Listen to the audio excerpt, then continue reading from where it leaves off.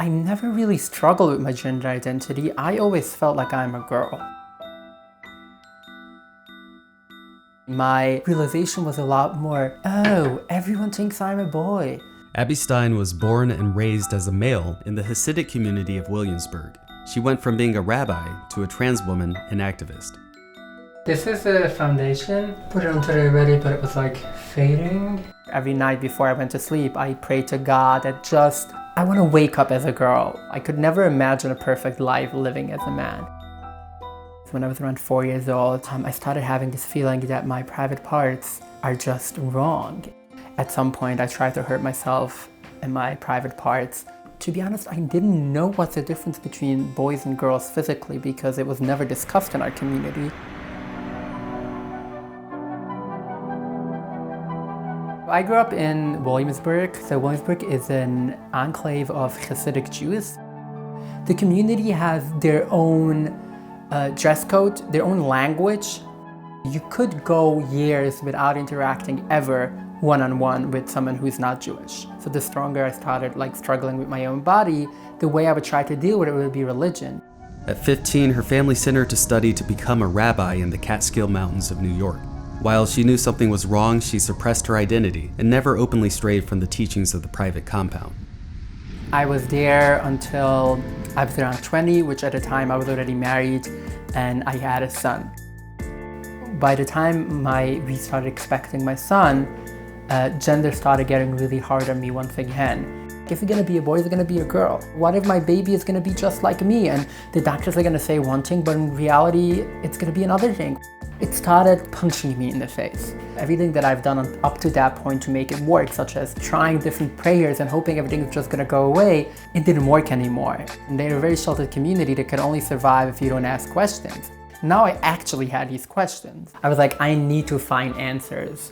And I knew I'm not gonna find these answers in a kosher place, so to speak. One of the things that I knew exists that is this really, really terrible place is the internet. In Abby's community, the internet was a threat to all their traditions and values. In 2012, 40,000 ultra-Orthodox Jews packed Citi Field to rally against the dangers of the internet. So I knew there was something like Wi-Fi, which is you get it in the ear and you connect certain devices to it.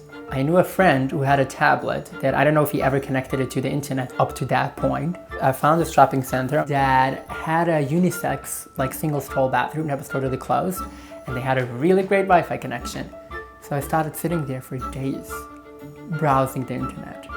The first thing that I Googled on the internet was something about a boy turning into a girl. I wasn't expecting to find anything. And then suddenly I found this entire world of the trans community out there.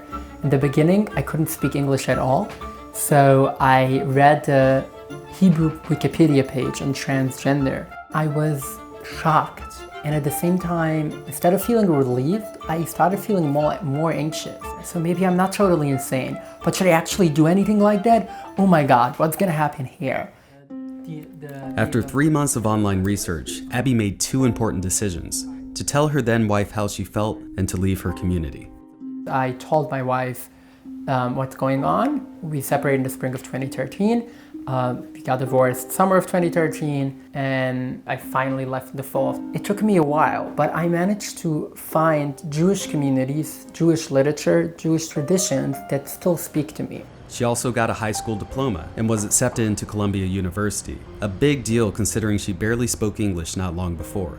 But there was still one more step in Abby's journey. Every step that I took in my life, getting an education, learning English, leaving the community, and getting into college, the hardest part was coming out to myself and telling myself, listen, Abby, this is what you have to do. In her first semester of college in 2013, Abby was still living as a man. Started school, I was really great, got a straight A's the first half of the semester, and then I got a breakdown. I fell into depression, I couldn't deal with it. That was the time when I realized if I wanna get anywhere in life, I have to transition. So after years of internally struggling with identity, she did. I started hormone therapy on September 4th, 2015. And it turns out that was just the beginning. Abby described her bodily changes as a fresh start. There isn't a single part of my body that hasn't changed. Seeing your body change, first of all, made me appreciate human anatomy. It's so interesting how hormones actually affect everything. I've been more productive in the last 18 months than I've been in my first 24 years combined. This is the updated birth certificate, which new name says female and no corrections. Transitioning into a woman wasn't the only thing Abby had to deal with. After years of living in an isolated community, she was finally experiencing a new world.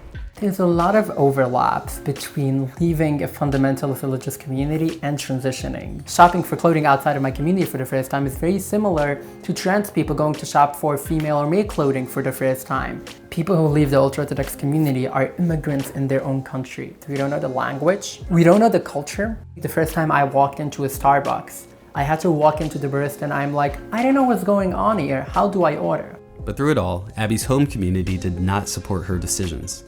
I came out to my parents. I really tried to have an honest conversation with my father with the help of a rabbi. It didn't go well, and he said he wouldn't be able to talk to me ever again. Today, in addition to being a student, Abby is a blogger, speaker, and outspoken activist within the trans community.